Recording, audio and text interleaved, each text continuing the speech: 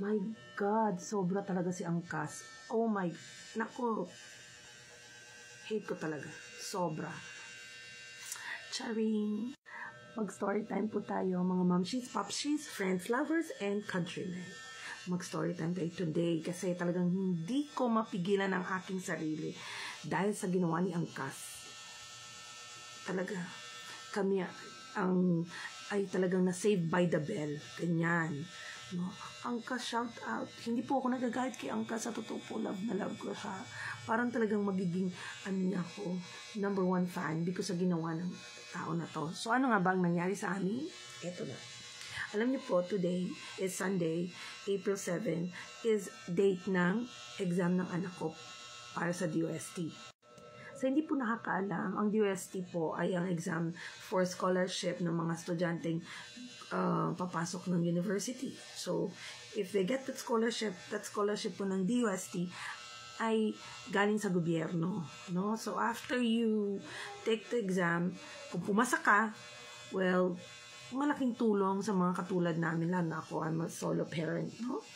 So, kailangan ko ng suporta galing din sa scholarship na yan. And, I'm very thankful naman na na-qualify yung anak ko na mag-take ng exam for DOST. And to add more of a little bit of a background dun sa anak ko, nag-aaral po kasi siya sa isang science high school dito sa amin.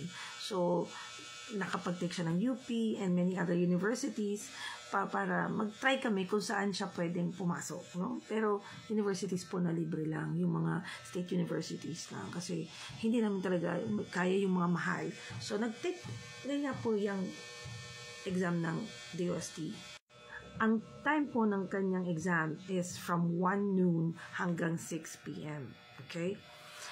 But then, lumabas kami ng bahay po. Nag-prepare na kami 10 a.m. pa lang.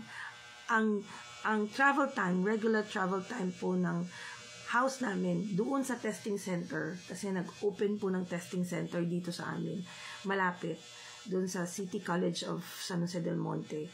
Doon yung testing center. Alam niyo ba kung gaano lang kalapit yan? That's 10 minutes away from our house. Pag nag-jeep ka, 10 minutes. Normal po. Siguro mga 10-15 minutes. Yan. Kasi wala man talagang traffic talaga dyan. No? So, nag-ready lang po kami kasi sabi nga, may traffic. Okay? Pero hindi namin akalain na ganon ka-bad yung traffic. Na nag-stay kami, nung umalis kami ng 10:30, dumating kami sa taas halos, nag-ikot pa kami, bumili pa kami ng pencil. So, sumakay po kami 11. Siguro mga, wala pang 2 minutes, nakababa yung jeep namin papunta dyan. That's Igay na tinatawag. Hindi na po umandar ang sasakyan. Wala na pong movement for more than an hour. So, imagine niyo yun. So, that's around 11 hanggang 12:20 na. So, nag-start na akong mag-panic. Bumaba kami ng jeep, no? Kasi that's an hour na. Hindi umaandar po yung sasakyan, yung aming sinakyan na jeep. Na, kung tutusin, yung distance po nun is 10 to 20 minutes away from our house lang. No? Kaya by jeepney, hindi mo naman pwedeng lakadin. Siyempre, malayo-layo naman po pag nilakad mo na. At saka, alanganin na, sobrang init. Diba? So, eto na nga. Nung bumaba po kami, nag-try na kami maghanap ng app. Ay mag-book sa app, wala na pong tumatanggap. Hanggang nag-12:30 na, nag-12:40. Okay?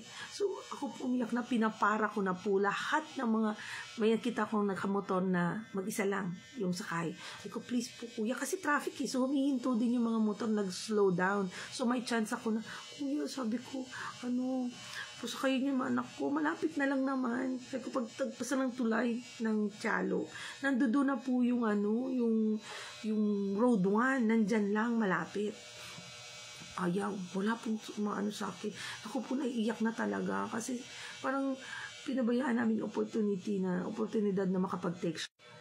At ito na nga po, maya-maya, para talaga pong saguhin yung dasal ko na, Lord, please, sabi ko, wala na talaga kami. Parang hopeless na kami. Mahirap na sabi mong babalik kami at maghanap ka na ba yung route ng, wala na. It's too late kasi 1 o'clock po yung exam. And pag late, sabi sa DOST, hindi na pwede. So, ang sabi sa amin, ay mamaya-maya, biglang, may lumabas na angkas. Si Kuya Angkas. Diyos ko, pagtingin ko pala, Kuya! Siya po pala ay kalalabas lang doon galing sa lugar nila, sa bahay nila. Wala pa siyang, hindi pa talaga siya umiikot. Yun pa lang yung first na, ride, yung sa amin, yung sa anak ko. Sabi ko, Kuya, please, tanggapin mo na kasi parang una hesitant pa siya. Siyempre, iniisip ko, naintindihan ko naman. Pero, waste na siya agad, ganyan. Tapos, ang rate niya is 75 pesos lang, no? Or 50 lang yun eh. Kaya lang, syempre, sabi ko nga, kahit mahalan niya pa kaunti, makarating lang yung anak ko. Pero wala naman siyang inas sa amin. Hindi po talaga siya nag-ask. Sabi niya, sige na, sampa na. At eto na, no. Sabi ng anak ko po, habang daw nasa kalsada sila, bumubusina yung kasi sabi niya, dapat talaga hindi ko natatanggapin kasi sobrang traffic, as in stuck po. Pero pag motor po, nakakalusot kung talagang madiskarte ka na nagmumotor. Yan si Kuya. Alam niyo po, yung mismong binungkan na lupa, dinaanan ng motor niya, dinaan niya daw doon, tapos honk siya busina daw siya. Sabi sa kanya nung mga enforcer, Kuya, huwag ka nang pumasok muna. Sabi ganyan. Ay, hindi, DOST to, mag-exam, kailangan nandun na. Alam mo, sige, pinapasok na. Kasi siguro, marami na rin po mga test takers na na-stuck po dun sa mga, So ako po, naiwan na ako, diba? Hindi na ako sumama sa kanya.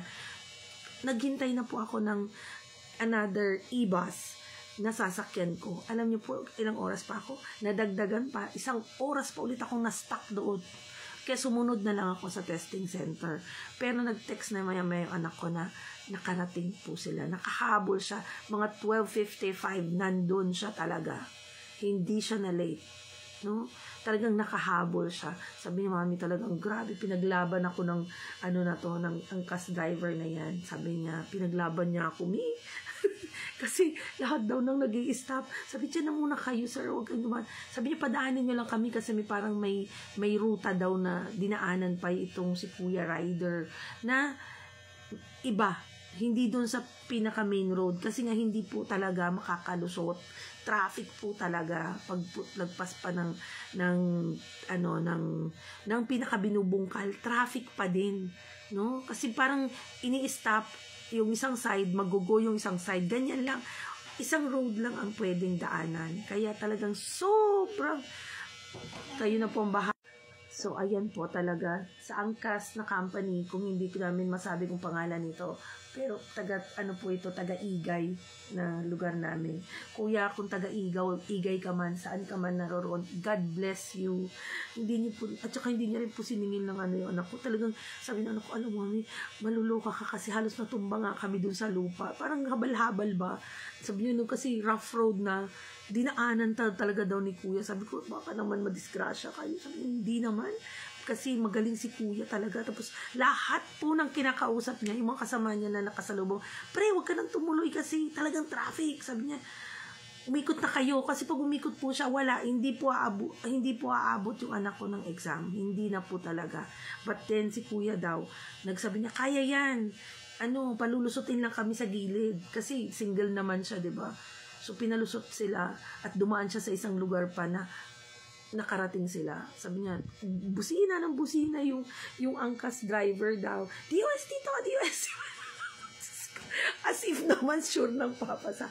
Pero inaano ko na lang kay Lord kasi pinigyan naman niya kami ng pagkakataon at oportunidad na talagang makahabol. Ibig sabihin, bibigyan mo niya rin na kami ng chance na sana naman pumasa. At kung hindi man, pagpalain niyo po si Kuya Rider na angkas. Salamat sa iyo. Taga-Igay po yan sa Jose del Monte si Kuya. Sa Igay po namin siya biglang nakita. Bigla po siyang lumabas doon. Out of nowhere. Wala pong mga ride dito sa amin masyado. Ang ride dito nandoon sa Star Mall. Pero pababa doon wala masyado.